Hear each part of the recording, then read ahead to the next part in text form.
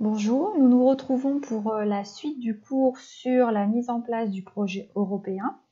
Cette fois-ci, je vais vous faire une petite correction commentée du grand 2 de la leçon, que vous avez dû également préparer précédemment. On va se poser la question ici de l'élargissement, c'est-à-dire de l'agrandissement de l'Union européenne plutôt vers l'Est entre les années 2004 et 2013. Et à travers cet élargissement, on va se demander quels ont été les atouts de cet élargissement, mais aussi ses difficultés. Donc, à travers les différents documents que vous avez dû consulter, il apparaît qu'on avait un grand espoir de cet élargissement vers l'Est, grand espoir car beaucoup d'atouts semblaient apparaître avec cet élargissement. Et vous aurez, s'il vous plaît, le recul et l'esprit critique pour à chaque fois nuancer les propos que je vais citer au fur et à mesure. Donc dans les atouts de l'élargissement, ce qui était présenté au moment de cet élargissement, c'était évidemment qu'on voulait, dans l'Union européenne, affirmer et développer la démocratie, un régime politique libre finalement, avec le respect des droits de l'homme et des minorités. On voulait également favoriser des économies stables, des économies prêtes à se développer, afin d'améliorer le niveau de vie de tous dans cet espace de l'Union européenne.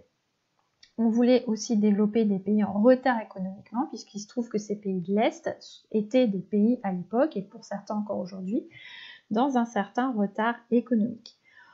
On voyait également de grands avantages culturels à cet élargissement, puisqu'on allait avoir une grande diversité de cultures, d'histoires, de langues, de religions également à travers cet élargissement.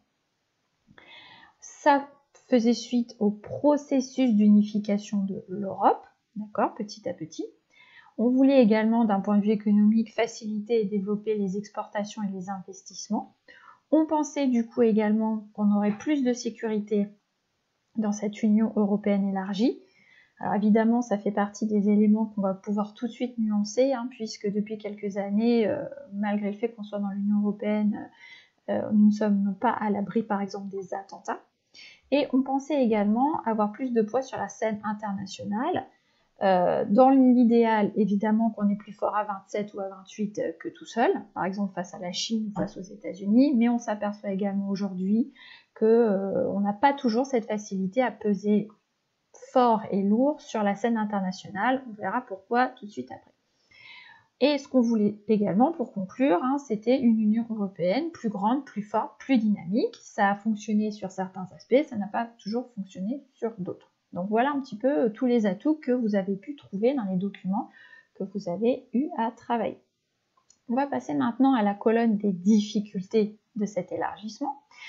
Première difficulté, il a fallu très vite intégrer une croissance rapide de la population. C'est-à-dire que très vite, en quelques années, on a intégré des centaines de milliers de personnes, des centaines de millions de personnes même, et c'est pas toujours simple. Mais le plus difficile, finalement, c'est la suite, c'est-à-dire qu'il a fallu intégrer à l'Union européenne des pays qui, pour la plupart, étaient des anciens pays communistes, dont le PIB, c'est-à-dire finalement le niveau de richesse, était très inférieur aux pays de l'Ouest, comme la France, par exemple. Et du coup, on s'est retrouvé avec des niveaux de vie très inégaux entre les pays de l'Est et les pays de l'Ouest, avec des niveaux de chômage beaucoup plus élevés et beaucoup plus de misère. On a constaté également que ces sociétés qu'on venait d'intégrer étaient des sociétés encore très agricoles, mais agricoles dans le sens pas très développé vers l'industrie et vers les services.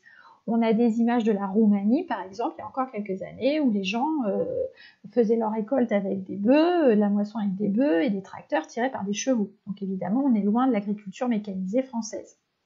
Et puis, une des grandes difficultés, je vous disais tout à l'heure, on pensait avoir plus de poids sur la scène internationale, mais en réalité, les 28 ou 27 membres de l'Union européenne ont beaucoup de difficultés à parler d'une seule voix. C'est-à-dire qu'en réalité, on a beaucoup de difficultés à mettre d'accord tous les pays de l'Union européenne, et c'est très rare quand les 27 ou 28 sont d'accord sur un sujet.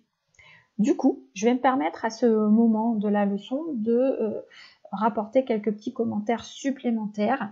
Depuis quelques années, effectivement, on voit se développer dans toute l'Union européenne des courants politiques, des partis politiques qui développent ce qu'on appelle l'euroscepticisme, c'est-à-dire le fait que de plus en plus on émet des doutes quant à l'efficacité réelle et à la nécessité réelle de l'Union européenne. Donc par exemple, en France, on a des partis comme le Rassemblement national, mais aussi des partis plutôt de gauche, voire d'extrême gauche, qui de plus en plus militent pour une sortie, par exemple de la France, de l'Union européenne, puisque ces partis politiques expriment des idées comme quoi l'Union européenne, ça coûte cher, ça ne sert pas à grand-chose, etc., etc. Je vous laisse faire votre propre opinion.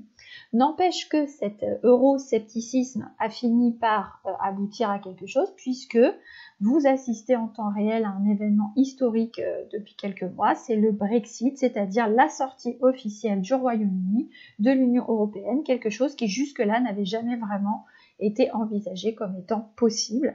Donc c'est une petite révolution qui se fait actuellement, la sortie officielle d'un pays qui était rentré il y a longtemps dans l'Union européenne et qui aujourd'hui sort de l'Union européenne officiellement. Enfin, je vais me permettre une petite question de réflexion par rapport aux atouts et aux difficultés de l'Union européenne. Vous allez réfléchir simplement comme ça dans votre tête. Que pensez-vous finalement de l'action de l'Union européenne, que pensez-vous de l'action de l'Union européenne en ces temps de crise que nous connaissons, c'est-à-dire en ce temps de crise du Covid-19 ? Est-ce que l'Union européenne a été efficace? Est-ce qu'elle a été présente? Ou au contraire, est-ce que finalement l'Union européenne a été longue à réagir? Est-ce que vous trouvez que tous les pays de l'Union européenne agissent de la même manière? Ou est-ce que chacun a fait un peu ce qu'il a voulu dans son coin? À vous de voir ce que vous en pensez. Au revoir.